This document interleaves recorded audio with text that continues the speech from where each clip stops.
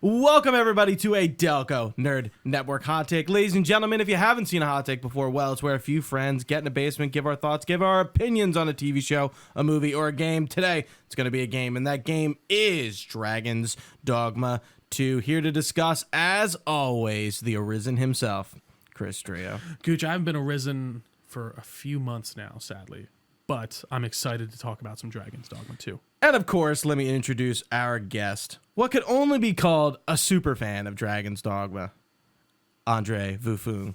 André, welcome back. How you doing? I'm doing good, and I'm honored to be a part of the Delco Nerd Network for a third time now. Yeah. We're happy to have you, my friend. Yeah. Absolutely. Yeah. We've slotted you in where I felt like this is Andre's bag. We gotta get Andre for this. And this is another one of your bags for sure. Absolutely. You're a big fan of the first game. I played the first game, but I wouldn't call myself a fan of it. So, what's good is all three of us have like different levels of experience with this game. Absolutely. Which is good. So, Andre, you've played this game like 4 times. So I want to pass it over to you for the opening statements here. What did you think of Dragon's Dogma 2? 13 years in the making, right? 13 or 11, something maybe. like that. Right. Is it 12? I'm not sure. It's been a long lead up to this, so you obviously had to have some expectations going into this. So please start us off, man. What'd you think? Yeah, I just wanted to correct you. It was only 3 times. Okay, it's only 3 times I've beaten the game, not 4. Oh, okay. Sorry. Excuse me. Gooch, But, rein it in. A little too much credit. My bad. So I guess can I just talk about like leading up to the release? Yeah, go for Absolutely. it. Yeah, start wherever you want. Because I was extremely nervous leading up to the release of the second game because, as Gooch said, I played through the first game a lot, like at least 5 times, and I consider it probably before the release of Dragon's Dogma 2, I probably consider it like my second favorite game ever, and I honestly think like artistically it's one of the most interesting things I've ever gotten to experience. But at the same time, it's also a game that has like some really weird quirks that I can perfectly understand why someone would like not dig it. And like, of course, I'm a bit upset that Gooch doesn't consider it like the pinnacle of action RPGs or whatever, but at the same time, it's like completely understandable because things like the specific way the world is designed, like I really enjoy it, but I can totally see why someone would find it boring to traverse the same path multiple times without fast travel. And but there's things in the story and the cutscenes and like also the DLC. I just think it's genuinely like one of the most epic things, and I mean epic, like literally, like not just like good, but like epic, like in terms of the adventure and the scale of everything, and the concept. The grandioseness Absolutely. of the world and what's going on, sure. Yeah, and I think like the weirdness of it, like the weirdness in the way the characters talk, and like the kind of the weirdness of the entire game, for me really makes the first game so interesting. And I was really afraid that they wouldn't be able to capture that in the second game. But I guess just for this opening statement, I'll just say this: Dragon's Dogma 2 is one of the most fun games I've ever played, and probably my favorite open world game. I'll just open up with that. Nice. Yeah, man, if I have to start it off, like, kind of going in what Andre was saying, I played the first one. I wasn't really super high on it. I mean, it's like 10 years old at this point. Like, 2012 it came out. Yeah, so 12 years. Yeah. Yeah, so I kind of knew this game had some, like, cult status to it. I knew a lot of people liked it. I was told to play it, and I played it, and I was just kind of like, yeah, okay. I'm glad I played it. I think actually for the second game, it was a nice primer to like understand what I was jumping into with what, we can talk about this later, but what I would say to be the better version of Dragon's Dogma, being Dragon's Dogma 2. I feel like they just really nailed what the first one was 10 times harder and better in the second one wholeheartedly. So going into the second one, I was like, okay, yeah, I had high hopes, but I thought it was going to be better, and I was just like, I just needed to be a better Dragon's Dogma 1. They had great ideas here, but budgets, time, whatever the reason may be, not all the systems were executed probably as well as they needed to be. And that was on record. Sure. I'm pretty positive that was like, They made the game, but it didn't for the time, and I guess, all the other constraints they had, it wasn't exactly what they wanted to be, right, Andre? Am I correct? What, the first game? Yeah. Oh yeah, definitely. People always talk about like the cut content and all that. Yeah. And concepts that weren't used. Right. And it's just like, well, we don't have the technology to like get these systems where they need to be. But I mean, one of the main stars of Dragon's Dogma 1, the pawn system, I mean, it's pretty much the exact same, if not a tad better. I mean, the pawn system, I think, is a truly incredible companion system. Really quick, for those who don't know what the pawn system is, would you guys mind elaborating? Yeah. So basically, the pawn system is everyone who plays the game makes a character that accompanies them, and in turn, you can find them out in the world or in the rift, where's the zone. You get pawns. You can find your friends' pawns. You can find random pawns, and you can favorite them and play them for later. So it's kind of like, I want to equate this game to D&D. A lot, because I feel like it is like the epitome of like a really good adventure game. Like going out and like monster hunting and just kind of exploring. Narrative, that's a different story. We can definitely talk about that later. But I really like Dragon's Dogma 2. I really like what it's trying to do. It does what it tries to do really well. I think it's like a low tier Game of the Year winner or like nominee. Like, I think it may get nominated for a few awards, but like I can't see it winning. Like I could see it getting nominated for like action adventure or action game, because that's like the core game, right? It's the gameplay. It's not about the narrative. And I beat it once. I put about 90 hours into it. I got all the achievements. I have some more things to say about that. But Trio, where are you stacking up between me and Andre? So I'm going to be honest. I had never heard of Dragon's Dogma 1 until the announcement of Dragon's Dogma 2. And even then, when it was first announced, I really didn't pay too much attention to it until we started getting a lot of gameplay. And I was like, oh, what's this? And then I saw you and Andre talking in Discord about all the pawn systems and things like that. And then I was like, oh, maybe I'll play the first one. But you were like, yeah, you don't have to worry about that. I think you're fine. Jump right into it. Yeah, and I think for from sure. the outset, it looked like something that was very much up my alley. And I got Dragon's Dogma 2, and I put in, I don't know, I should have checked exactly how many hours I was at. But it was probably no more than 20 at the absolute high end of it. And I don't know, I just couldn't, I like you said, I know what they're trying to do, and god damn it, I appreciate it, especially with the fast traveling aspect and making you really want to explore the world. But for some reason, it just was not clicking for me. And I don't know what it is with certain games, like, or just when I need to get into a game, I say this all the time. I'm like, I need to find my groove.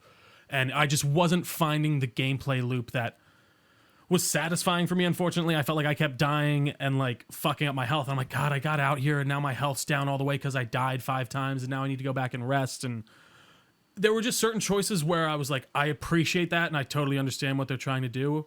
I just don't know if these gameplay mechanics are for me. And maybe modern RPGs have ruined me. Who knows? I don't know. But yeah, that's kind of where I'm at this at Dragon's Dogma. So it didn't like hook me a lot, but I really appreciate the world, and I did love the design of everything. First off, and even the way they spoke, like the old English. At first, I was like, "What the fuck is this?" But then as they went through, I was like, "Oh, this actually sounds very natural and lived in." And I thought that was a very interesting and kind of, what's the word, like separating, like it separates them from the pack a bit with some of their design. But that's kind of where I am. Yeah, with even like something like Baldur's Gate, which I wouldn't necessarily compare it to at all. Right. Like, I know I mentioned D&D, but I just in the terms of the D&D spirit, that's really where it lies in. But yeah, no, that's kind of where I'm at least at with it for the moment. I do kind of want to give myself some time away from it and maybe go back to it and try and give it a fresh perspective at some point. Because honestly, still not a lot coming out this year at this point, so I always have time to go back. I did like the character design. I did like the pawn system. I like the idea of that a lot. You can definitely tell this was made in RE Engine, which is so funny. Yeah. But the fucking people we were seeing out of that pawn creator and stuff was so great. I made Timothée Chalamet from Dune as my main character, which I never do anything like that. But we just came off of Dune Part 2. I was like, fuck, I'm gonna make Paul, because I was seeing it on Twitter. I'm like, that sounds like kind of fun, so I did. And then I made my pawn Kim Wexler from Better Call Saul, because I was like, that's a character and another So character random. I like. It is really random. It is It's really hilarious. random. What did you do for your characters, Andre? Well, for my Arisen, I just made an original character. Right. For my pawn, my main pawn, I made the handler from Monster Hunter World, which is pretty funny because very few people like that character. That's great. But I mean, hey, I'm getting good ratings on Dragon's Dogma 2, so something must be done right. There you go. Yeah, I really think the pawn system and even the vocation system was probably the stuff that like really caught me the most personally. Yeah, and you didn't even get to the advanced vocations. I got to- know I you think I put got to Wizard one of and them. Yeah, I got Warrior, to but not Sorcerer, like yeah. Mystic Spearhand, Right. which was my favorite. Loved Thief and Mystic Spearhand were my shit. I did really find that like I tried Mage and I just like wasn't about it. It's a much better vocation compared to the first game, but I just found myself vibing with like very specific vocations more than others. What did you start as? I Drew? started as the wizard, I believe, the first mage. mage. Yeah. And then I went to and then I played with sorcerer a lot. I was actually really enjoying that. And then I messed around with the base like archer class as well. I found Archer way too weak. It was interesting. I didn't play it much. I did it to go up and do like the elf the quests to go visit the elf village and stuff like that.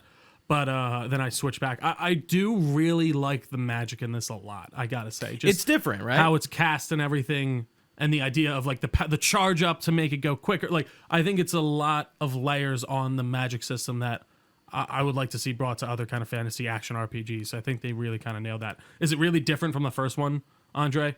Would you say magic? Well, I haven't really used magic that much. Not even the first game either. But I Oh, did interesting. Try the sorcerer class in the first game. It doesn't seem that different. I think there's some spells that are missing, which honestly I can guess. There's some new Kinda- spells too, and especially with the addition Yeah, of yeah. the Maester spells, which I liked. Right, it's kind of like this end game progression for the vocation. Even though you can get it at level 1, you just kind of have to find it, which is kind of cool. Again, Dragon's Dogma 2 and Capcom emphasizing the exploration component of the game.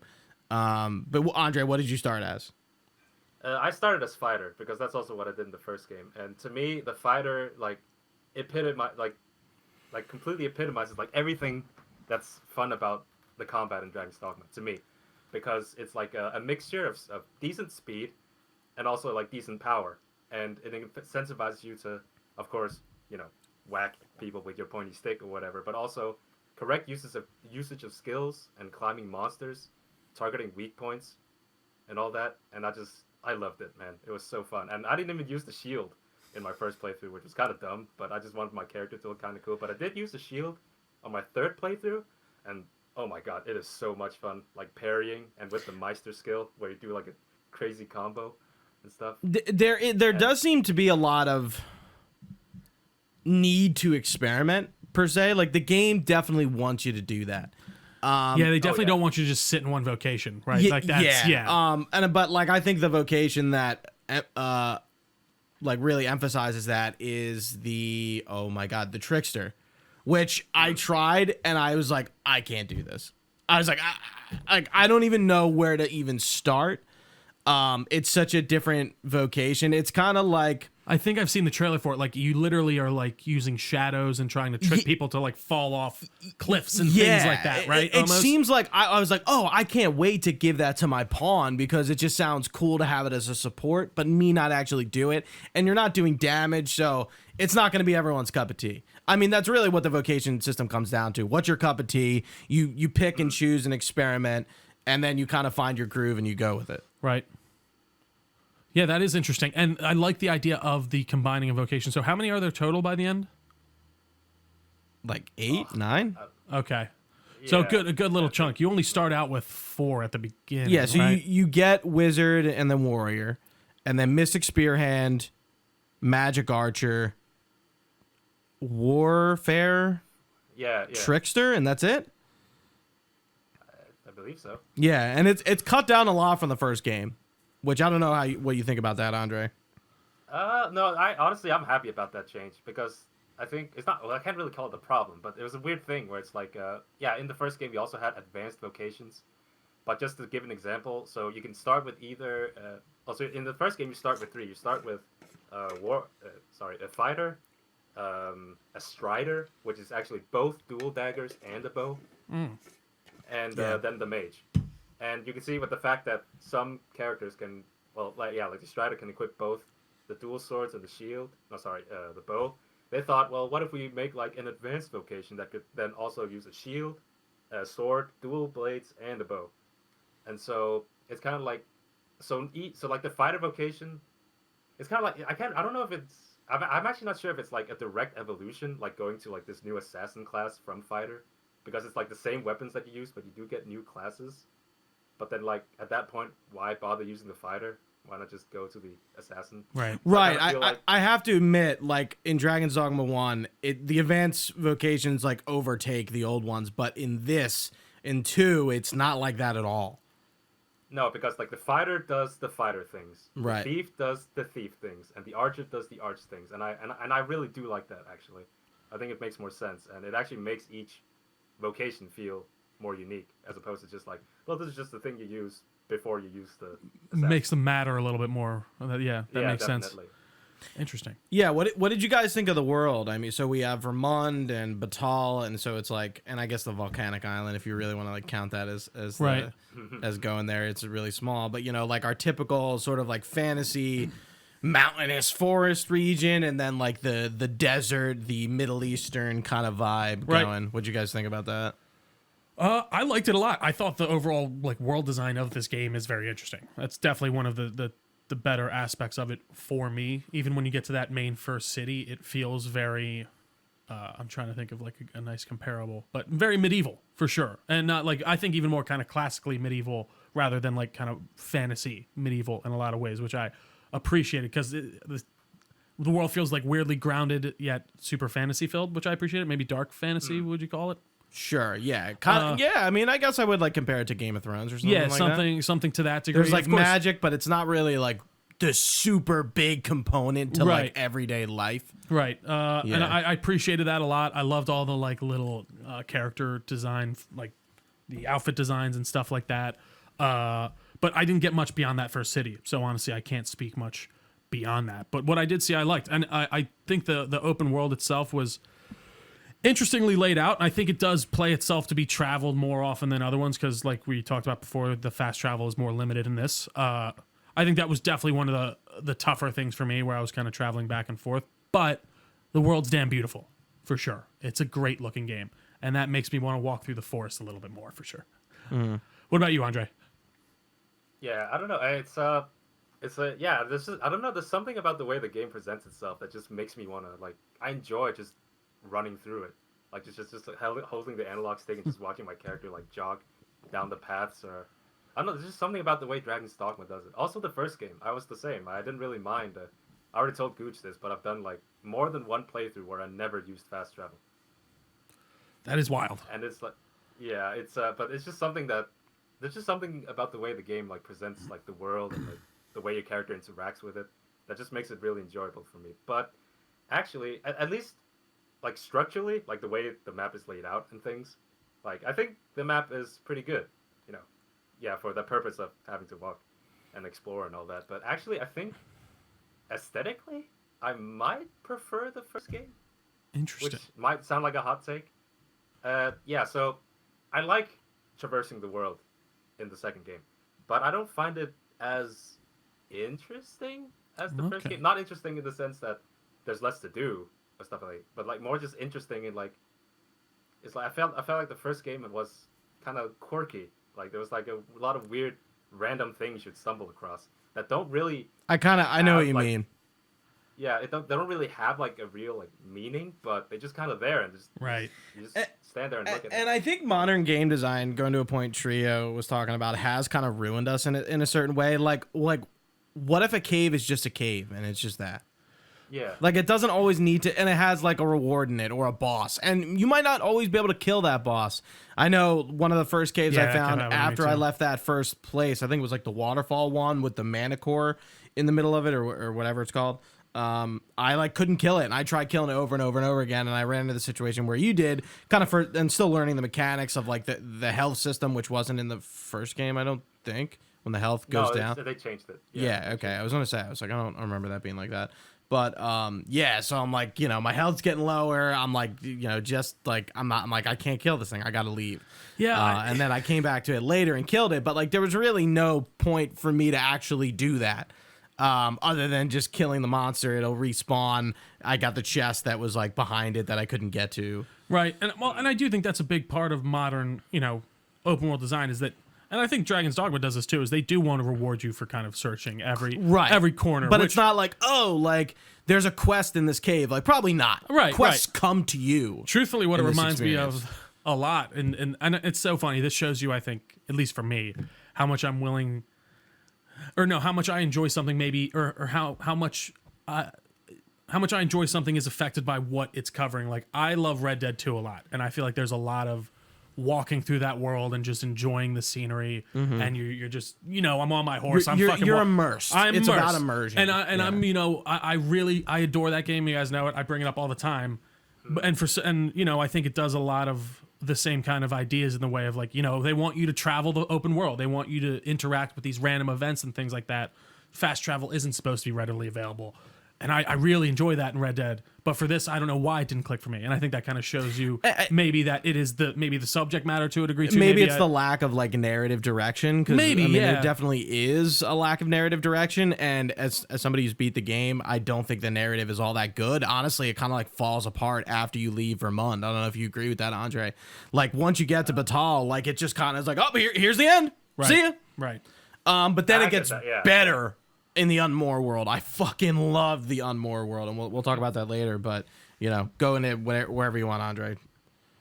I just wanted to add with this like whole world design thing. I think actually that was my kind of my problem with the with the world of the second game is that I felt like everything you found sort of served a purpose in a way. Right. Like, so you found a ruin, and then, oh, there's a monster there. You found a cave. Oh, there's a treasure in there, or something. Mm-hmm. Something this is going to be an extremely hot take. But welcome to the DNN hot take, where we give hot takes. Something I really enjoyed about the first game is that you could find something, and there'd be nothing. It's just there. Right. It's literally just there. Like, you find an abandoned, like, battlefield or whatever, and there's nothing. There's no monster or reward or chest or it's just there. Or you just walk along the cliffside, look out see the beautiful view of the ocean, and there'd be like a weird rock formation. There's nothing. There's like no plants, no. It's what you as a player decide to make of it. Yeah, like that location with like the rock spires on the cliffside is one of my favorite locations, and it does like nothing. There's like nothing there at all, and it's one of my favorite places in the game world. I hear your point. I think just to counter it a little bit, I think that's a risk in game design because like that could be a lot. I totally get it. Yeah, no, I'm not saying I don't. I was gonna say I don't think you would disagree, but like it's risky to put a lot of stuff like that players might never ever see. And I think in Dragon's Dogma there's a ton of that. And I think trying to complete this game in a manner where you look up quests and try to get them, like I had to do for some of my achievements, it kind of ruins the experience. The game stops functioning when you are using a guide to guide your playthrough.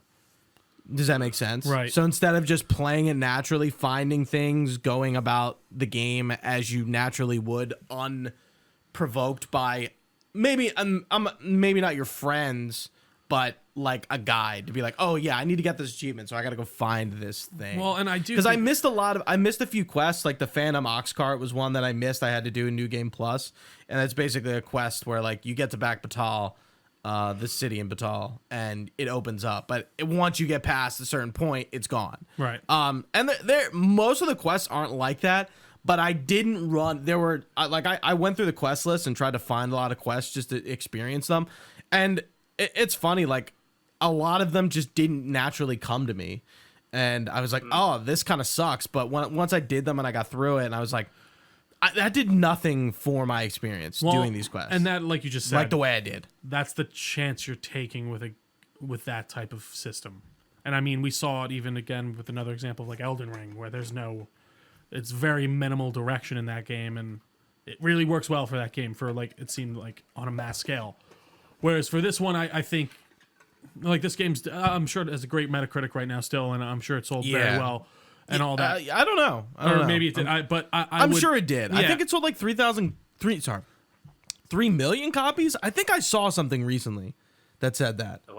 Wasn't there an article saying that Capcom now considers Dragon's Dogma like one of their big things? That's what I thought. Yeah, so I thought it did pretty well still. So like, I think that's amazing, but you are just taking that gamble with it, and I think understandably that's not going to be everyone's cup of tea. And don't get me wrong, I think a lot of open world games overhold your hand a lot, and I think that's a fair critique to a degree on many games. But I do think that there is a level to where. I did think I was just getting lost a lot thinking back in this. Like, I just was kind of aimless. I'm trying to find these goblin caves. I keep getting attacked by monsters that I can't beat yet, but I'm supposed to go over here to do this quest, I thought.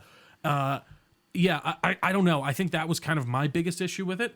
And again, maybe this is a timing thing. Maybe I'll go back and really like that kind of mechanic, because I do really want to try and sink my teeth into this again at some point. But you're just taking the gamble. You really are. Yeah. And I think you have to be not a masterclass, but I think you have to be a very, very good development team to like complete that successfully.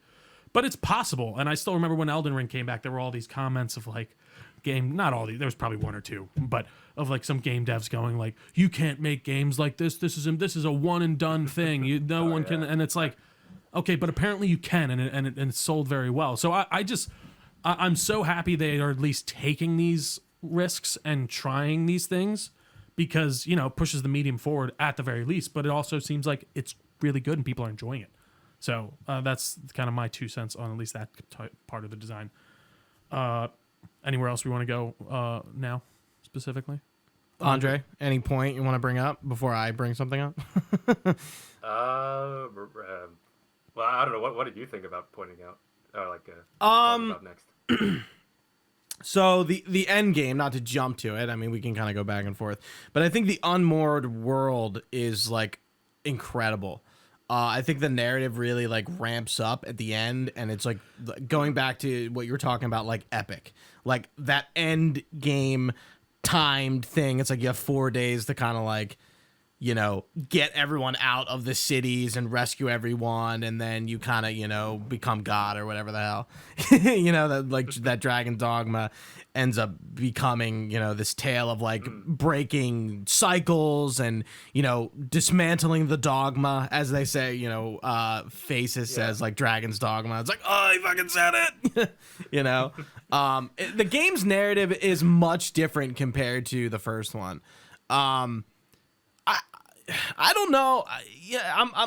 I like how it ends, but like the middle is pretty abysmally nothing. Like there's just nothing. There is no. What is the middle? So what is the middle? I would say when you get to Back Batal and you find Faces, like you have to go find him because what's the first city you get to called again? It's Vermont, right? That is Vermont. The world is Vermouth? No. Like that first the major. The world is called Vermont. I think the town is called Vermouth. Vernworth. Okay. Vernworth. Okay.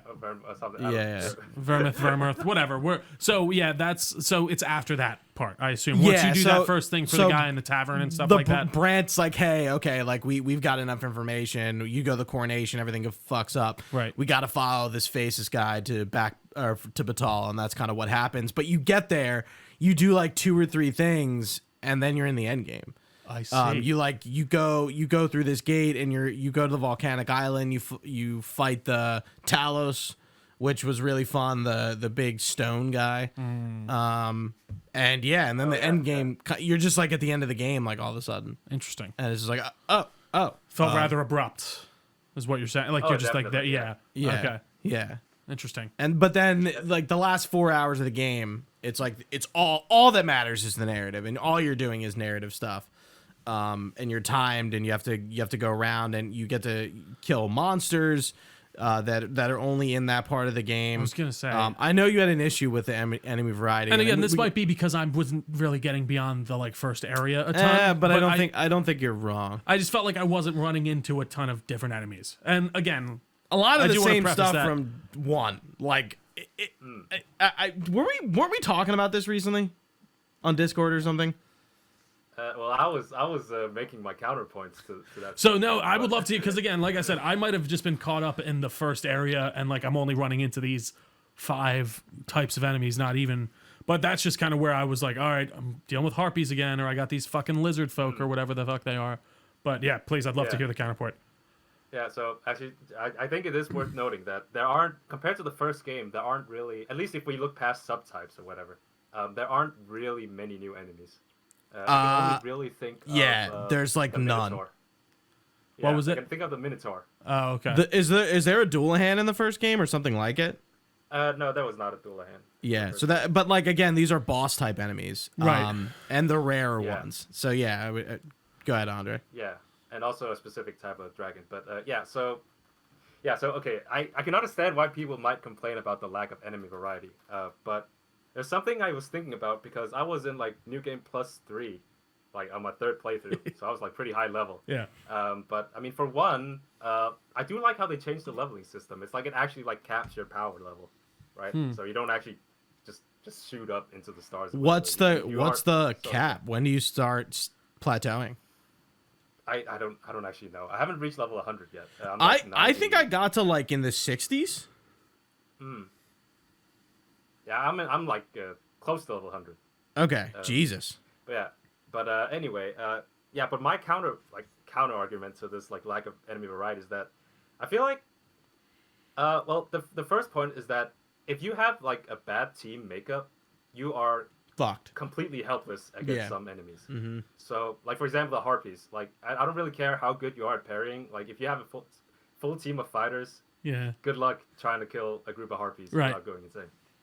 And also like there's that aspect, and also they have different weaknesses, of course, but that's just kind of like whatever weaknesses, resistances, whatever. Right. But then I also feel like they also have like fundamentally different behaviors, Sure. which is like the thing I cling to. Like so if we talk about a game like, because we mentioned Elden Ring, and this is probably Sure. gonna sound like a hot take again. Let's compare I love it. Dragon Souls to the Souls games. Yeah, let's do it. So it's more like, no, I'm just talking about like the enemy variety, because you Sure. guys have both you guys really like Elden Ring, I'm guessing. Definitely. Yeah. Sure. Yeah, I like Absolutely. Elden Ring. Yeah. Yeah. And you would absolutely say that there is a lot of enemy variety in that game, right? Definitely feels like it for sure. Yeah. Yeah. Like you never really encounter like the same enemies that often. Yeah, for sure. At least that's what it Yeah. felt like for sure for me playing the first time. Yeah. But for me, I think the big difference is that like when I played Elden Ring or like Dark Souls or whatever, Sure. it's like sure all the enemies look different and have different movesets, but ultimately every time I meet an enemy, I do the same thing. Sure. I Sure. learn how to dodge it and then I attack it. Right. That's all I do. Yeah, Right. you And I learn its feel like- timings and you adjust accordingly. Right. Yeah, and it's not really, even in a game like Neo 2, which is like one of my, in terms of combat, one of my favorite games ever, but probably my favorite game ever. Still, I can't really say that I change strategy that much depending on the enemy. Right. I guess I would say to that more like you're changing your strategy and how you approach that specific enemy, but you are using the same tool sets. Whereas in Dragon's Dogma, it seems like you have many different tool sets that you need on your team at once to counter these enemies. So, which is interesting. Yeah. That is an interesting point. I wouldn't have thought about it Right. that way. And I guess sometimes it's like for me, I wasn't adjusting my team based on the the trash mob enemies that I was facing. Like if you didn't have a mage, you're fucked. You can't really heal. Like you're capping yourself like significantly by doing that. It's risky. I guess you could really go for like a melee focused team and burn down health stuff and, enemies, but yeah, you kind of need to counter that weakness by bringing a bunch of health potions. Exactly. Which is going to weigh you down. They're not called salves. What are they called? A decoction? No. No. What are they Begins with an called? S. Solutions? Oh, I forgot. Something They like have that? a really weird word. No, it's not solutions. I forgot. Salve sound right to me, but It's like salve anyway. Yeah. no, that's a good point though, Andre. I wouldn't have thought about it that way. I do think I think that there is still like with Elden Ring or even like an Elden Ring or something like that. That strategy is still like persistent.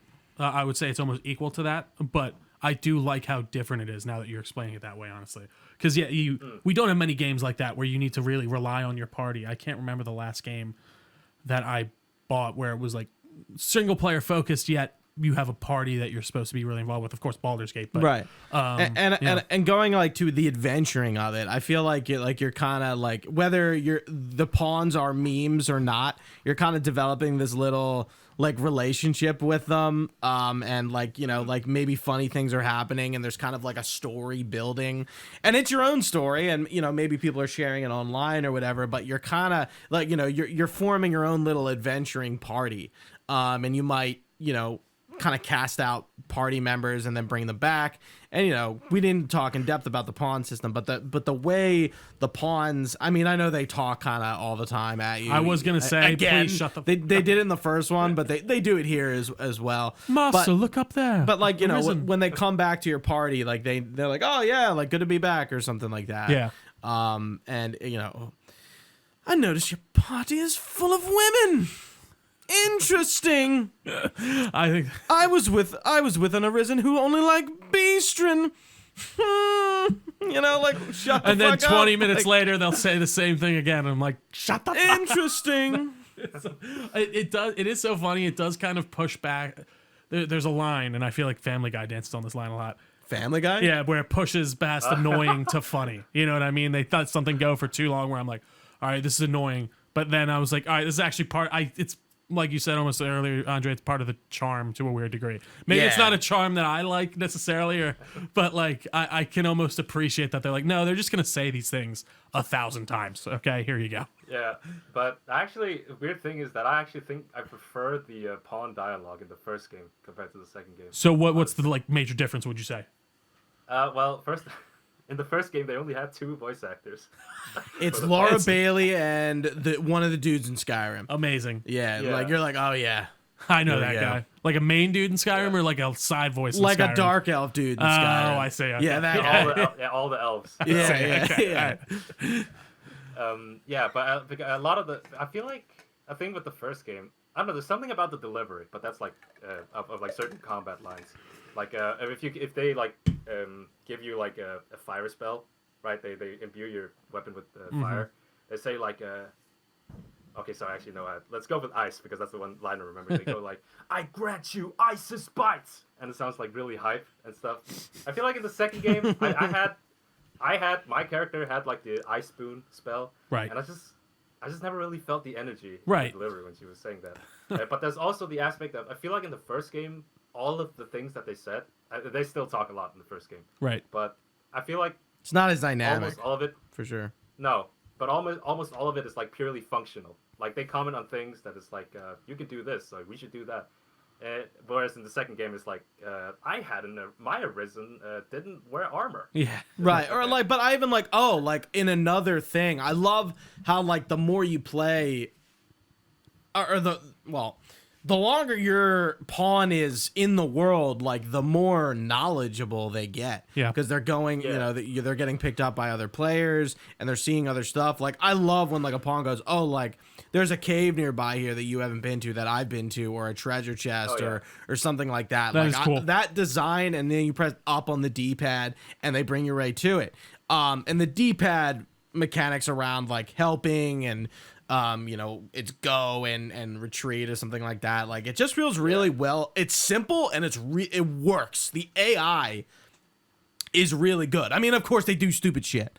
I had pawns all the time not being able to jump gaps between water, falling right into the brine. Yeah. Every single time. Like in the beginning, I was like, what? I'm like, I you couldn't clear that jump? Like, and I was like annoyed, but like I think it makes for like those meme worthy moments. Absolutely. And again, it goes back to the charm of the game and the way it's structured. Something I wanted to bring up that's like the opposite of charm for a lot of people that I have no experience with, I can't really talk about, is the Dragon's Plague thing. Oh yeah. Did you experience that? You experienced the mechanic? It actually happened? Yeah. Okay. Yeah. Can you talk to it a little bit? I was lucky that it was in a settlement. It was in the volcanic region, so that I didn't really lose a lot of progress. But there was one quest line I really wanted to do, so I had to revive someone with a wake stone. But do you just want to talk to me like how it built up to like the the unfortunate fate of all the people that lived in volcanic settlement. Yeah, so basically, I just got a pawn. I didn't really look at her eyes, which is not really a good clue anyway, because you can't give your pawn like red eyes. Yeah. But, that is a clue, like glowing red eyes. That's one of the clues, but it's not the clue. The other clue is that the game kind of says, and people have said that what you need to look out for is the pawn, like going against your orders, which is not really clear because you never. Yeah, really like give what does them, that like, mean? explicit, like you don't really give Right. them explicit. I had like, one attack pawn said, that I don't think had the Dragon's Plague, but was like kind of saying things like, "Oh, like, are we really gonna do that?" I'm like, "Is this it?" Like, you know, and I got rid of them. Yeah, it's not entirely clear, but Yeah. I think once you've happened to it once, you never have it happen to you again. I think the clues are more like you need to listen for them saying things that you wouldn't expect. Like fuck you, wouldn't really be Arisen. surprised that- Okay, not that harsh, but like I mean, you wouldn't really be surprised. I mean, some people are like, fine, I guess I'll go this way, but like that's not really unexpected, right? Because they're still like following your orders. Right. I mean, Right. they might be a bit douchey about it, but it's Yeah. more things like you need to watch out what you're doing. It's like, why'd you say that? Yeah. I didn't do anything, Yeah. or like this doesn't sound like the right thing. It's like, well, I didn't say anything. Interesting. And it's like when they start speaking out of turn and saying things you're not used to, it's like that's kind of like the clue. And then I if you didn't just catch get that. sorry, go ahead. Oh no, I had a pawn constantly saying that, but I wasn't really sure if that was the Dragon's Plague. But then I went to sleep, and then it was the Dragon's Plague, and everyone in the settlement died. So you have to notice it before you go to sleep. And Yeah, then you I have think to like and you just sleeping have to is get, the trigger, right? Yeah. And how does it I'm sorry, I might have missed it. I had a stupid text come in. How do you get this? It just happens upon Somebody's pawn that you're using like catches it. I You've heard see. them bring it up. Yes, right? no, I've heard of it. I just didn't realize how Methinks you I ought to tell you for the 17,000th time. So it could just be a pawn that you pick up. Is how you're saying you get it. Okay. Right. All right. Interesting. But it can't come from your main pawn, I assume, who's coming. Yeah, my main pawn got infected once. So then how and does that work? Because they got it from another world. No, I know, but then what do you do with your main pawn? Like, what do you... You can revive them, right? Oh, okay. So you just have to kill them and then revive them. Okay. No, I threw mine into the river and resummoned her. I see. Okay. Okay. That makes sense. Interesting. It's harsh. It's funny because of the internet. It's like everyone dies, but you can also resurrect everyone in the game. Yeah, but you also have to then go and get a they bunch of eventually all come back. Like Right. it's not as like I remember Big Dan's Gaming. I think I sent you that video, and he's like, "I bricked my save." I'm like, I don't think that's how it works. Like I think we're going to a few things about this. I think a lot of people misunderstand this game. One being this Dragon's Plague thing, and the other being the microtransactions. Because guess what, guys? I never looked at the microtransaction menu. I don't even know how to get to it. But I think that was a totally overblown situation. I understand microtransactions are bad. I think we all agree with that. I But agree. like Oh, they ended up being this very non-invasive thing that people thought were really invasive, and that was just absolutely. But flat I out think that's untrue. 100% on Capcom for not explaining that well before they just released them Yes. into the game. Right. I think, and listen, I was one of these. I'm like, what's going on here? You have to pay for like, yeah, it was very confusing when all that information's coming out, and when your brand new game is being launched, Right, and you it's should the only thing probably anyone's clear that talking up. about. And listen, there are terrible actors on the internet that will just seize on that and be like, terrible game, worst game in the world. I'm never playing it. You should never play it either. Blah blah blah. Worst game ever? Ever. Question mark? Yeah. Big thumbnail? But I just like Capcom, guys. Explain that better before you put all that out, because it does look weird. The optics of having the interview with the guy going, you'll never want to fast travel in our world, because I don't remember the exact quote, but like, because it's so good or something. And then it's like, okay, you have to pay, like you can pay for fast travel tokens. It's like, okay. Again, I think it's kind of on the people on how it was relayed, and I think it got muddied a little bit. But I think ultimately, sadly, Capcom allowed the room for that to happen. And the Yeah, and I confusion mean, to and foment. And I just, again, and I didn't realize, you said you brought this up, Resident Evil has those and stuff, which, Monster I Hunter don't. World does but, as well. Like, It's it really bad does in suck that we've gotten to this point where, like, I guess, fuck me. If you want to buy a thing that makes the game so much easier for you that doesn't affect me, who Time cares? savers, But, you like, know? why are you getting the? I don't know. It just seems so weird. It's a weird kind of like thought process for me to get there. Either way, though, that's how I felt about that whole situation. But I agree with you mostly on the whole there, Huge, for sure. Anything, Andre, on that? No, it was a bad decision, and people are suspecting that it's just like the higher ups. And that makes and listen, that that makes makes sense, and that's how it usually goes. And that's like it's fucked that then falls back on the developers. Like with Resident Evil, I was like, why? What? Like why? Like I don't why? know. It is just so you can literally buy like every item in the game in like a DLC like microtransaction pack for like the last few. I'm like, what's the point I of would that? love But to see this. nobody talked about it that much. I would love to see the stats on like how Who's many of buying those they that? actually buy, because I'm sure it can't be negligible. They must make a good amount of money off them to a degree, or at least some. But like it is just such an interesting idea to me. Interesting pad kind of, but you know what it is. Yeah, I do hope that Capcom learns from this because it just looks weird. This did blow up in their face a little bit to start off. And, you know, did it hurt sales? It had to have. It definitely didn't help them. Right. But I feel like it kind of after a week, that negativity went away rather fast. And again, I think most of the people online that are level-headed were like, listen, this game's pretty great. It's actually awesome. I'm really enjoying it.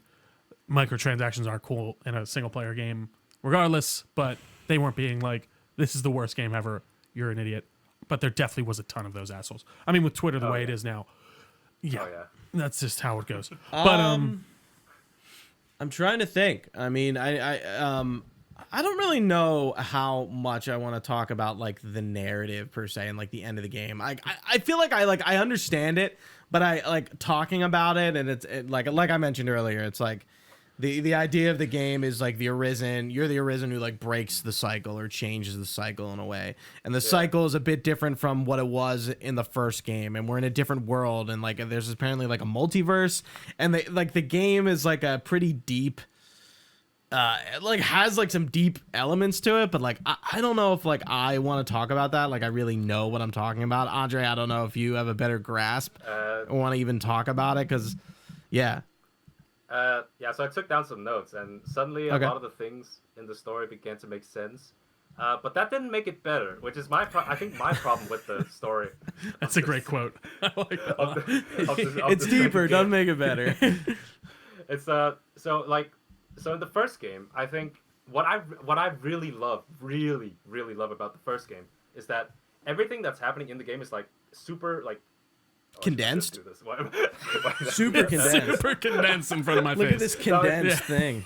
No, like what everything that's happening is like super simple. Right. It's like in a small scale, but everything that goes behind that is like super grandiose and like bigger picture. Right.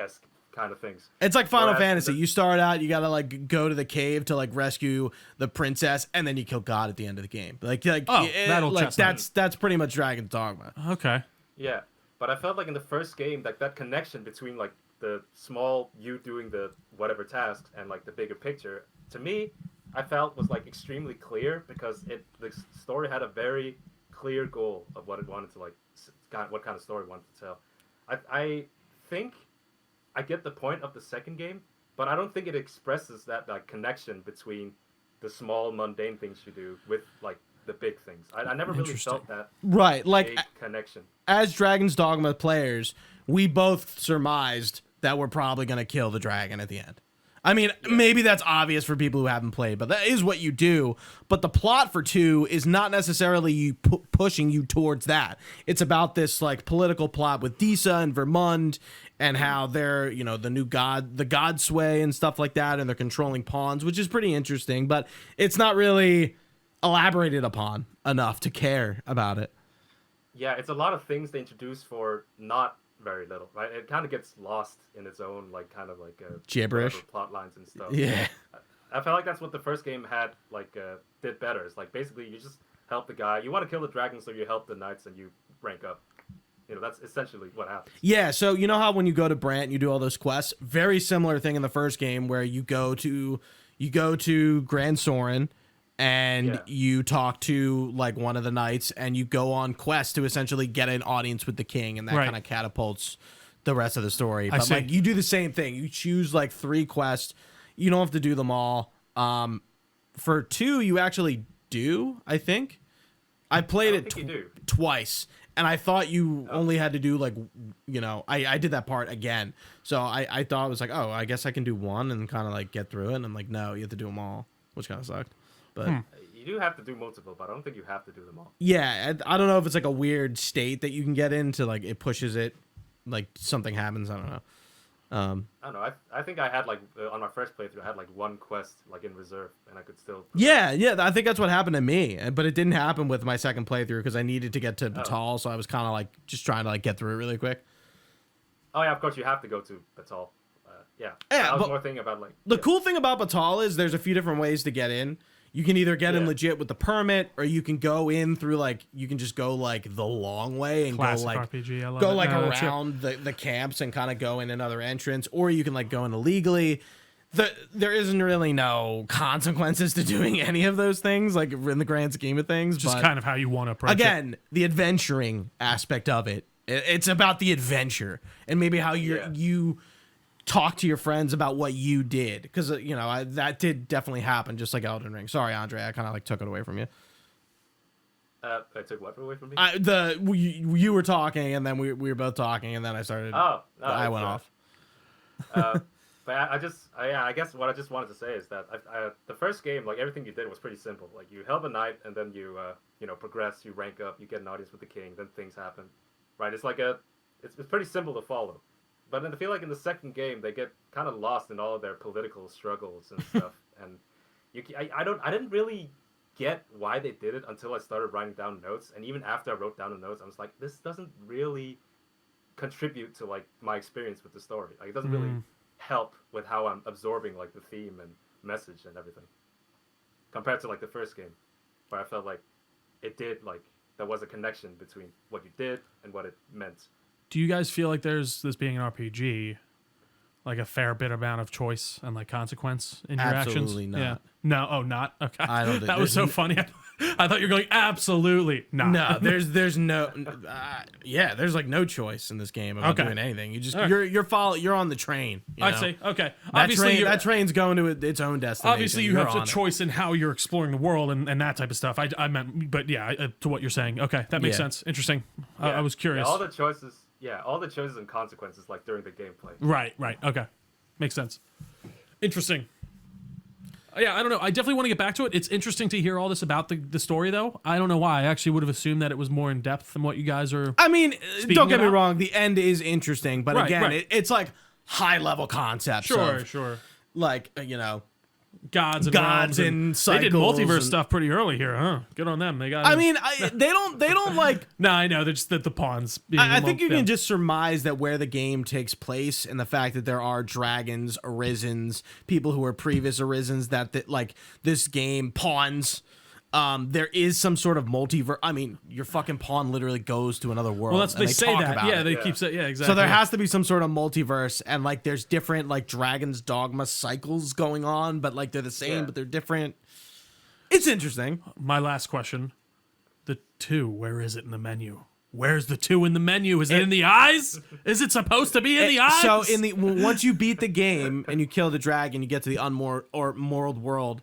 The title card comes up. It's epic. Interesting. Because it's Yeah, like, I now love here's that. the That real was- game. Oh, Like here's interesting. where like the narrative really picks up. Because you kind of like become the king, you kill the dragon, you're the sovereign. Great. But like as we know, it's like, okay, like you're not gonna do that. You're not gonna just become the king and like the cycle continues. Like you're gonna break it somehow. And that Pathfinder ghost guy kind of comes back and like it happens after that. Okay. All right. I did want to 2 closing statements, sorta in the same vein. Do we want to see DLC for this game? Yes. Oh my god. Yes, please. Please.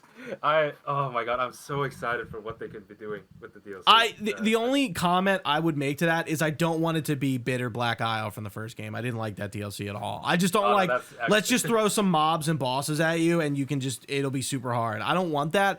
I would rather get like a new zone or something, like a new place to explore, maybe a little sort of quest. I think that would be interesting. I think like, again, the world is more interesting than Dragon's Dogma 1 for me.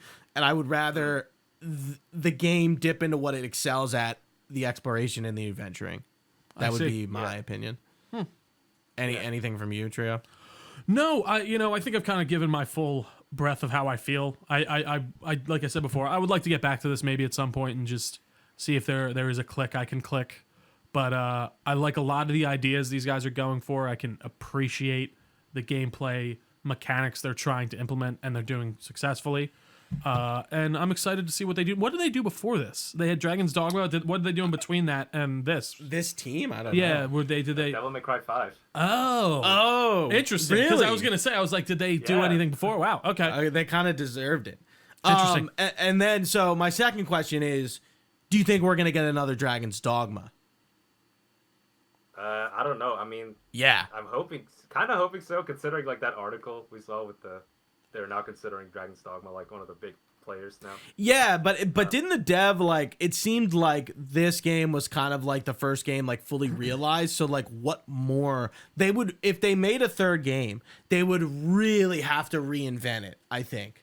Real quick. Yeah, I mean, I say this, but I really can't imagine what a third Dragon's Dogma would be. Right, Like, because I really we can't got the first game, but better in my opinion. Trio, what were you? So as of IGN on April 25th of 2024. Oh, my birthday. Dragon's Dogma 2 has done so well, Capcom is paying out more money to shareholders. So I think it's sold well enough to earn a follow-up. Sure, but at the very least. But I guess, story-wise, like you guys are saying, what's there to go to? The director had like a clear vision, and I feel like, again, the first one, it didn't. He did it, but it didn't meet the expectations he wanted or what it to be. Right. And I feel like 2 totally does that. So what do you do with a vision you've already completed? Like you kind of like scrap the vision and reinvent it, you know? I think you expand, right? That's what all good games do. Right, but like 2 expands on what works, or like the vision that like wasn't fully realized. How do you expand on a fully realized vision? I don't know. Look at God of War. Look at stuff, you know what I it's gotta mean? be a We big never know change. until we know, and I guess that's not a huge I just use that as an example, just because it's a successful game. They followed up with a sequel, but I guess it's like how much do they? I think the money always talks, and they will absolutely make a third one of these. But how much it changes? Yeah, I'd be curious to see. I don't know. What do you think, André? I can't really imagine them doing more than just making like really cool DLCs. I'm really hoping that the DLC isn't just like, oh, here's another world, and then you do a thing. I really hope they like add something new, so they kind of structure it differently, so like the gameplay loop is slightly different, and like maybe add some new systems or whatever. But I can't really imagine. Honestly, I kind of hope they don't make a third game, because I can't really imagine how that look. Right. But if they really want to make another open world game in a similar style, I hope it's like maybe a different IP, or that Dragon's Dogma 3 is just completely different in somehow. Right. Yeah, I mean, and that would be to your God of War example, where the God of War trilogy to 2018 God of War is like a totally different thing. Yeah, I'd be curious. I don't know. I just hope they keep experimenting, for sure. Yeah, Capcom is on the fucking prowl. I mean, we all know that. They've had hit after hit after hit. I mean, they've had a few duds, like Resident Evil 3 remake was kind of like a dud, but like Monster Hunter keeps killing it. Dragon's Dogma's killing it. Resident Evil, for the most part, is killing it. What am I forgetting? It's killing it. There's probably a bunch more. It just seems like Capcom is like really a heavy hitter with all their IP. Street Fighter. It's true. Yeah. Street Fighter. God, now I want to play Resident Evil 4 again. Anyways, good stuff. This was great. Anything else, guys? I think that's it. Yeah, I guess the final thing I'll say about Dragon's Dogma 2 is that if I had to sum up the game in like one word, and the game that's maybe supposed to sell people on whether to get it or not, right? It's like I feel like the game is organic, which is like the one word I'd attribute it to, and it's like the big thing that makes it so fun in my eyes. Like everything just playing out. You listen to someone talk, and then suddenly you can use that to solve some random problem. You just figure out how different, like, you can grab people, but grab enemies, but how can you use that in different situations? You can grab them, sprint into walls, throw them, right, hold them to the ground. It's just everything just plays out. Like we didn't talk about the quests in depth or anything, but there's that one with the girl you have to give her the books. Yeah. And she uses the books, and the spells go haywire, and you have to tackle her to stop her. And that's it. Like you just said, that's a different use of like the pickup mechanic and like the tackling mechanic. You're just tackling her to stop her. and like you Yeah. know constrict her. For sure, yeah. That was definitely one thing. You really had to pay attention to quests and kind of figure them out. And like I remember the one I was like, this guy's following me, and I was like, dude, just give me a hint. And he's like, just turn around. And then I'm like, oh, there he is, like just skulking in the background. That's so funny. But yeah, but I didn't want to look it up, but asking a friend to be like, hey, how did you figure this out is, I feel like, definitely part of the experience, right? Absolutely. Just like Elden Ring. Absolutely. No, Yeah. that seems like the way to me. Yeah.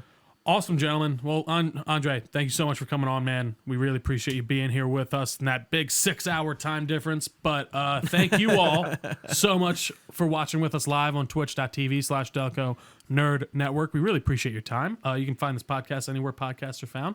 Search Delco Nerd Network on your favorite podcast service of choice. We are on all the social media pages as well. Everywhere with an @ symbol, we are at Delco Nerds. We have a Facebook page, we have a Discord channel, all that good stuff can be found on our website, delconerdnetwork.com. You can even email us your comments, questions, or concerns to delconerds@gmail.com. We'd be happy to get back to you. But for Andre, for Gooch, I've been Trio. Thanks for watching, guys. Stay nerdy, and we will see you next time.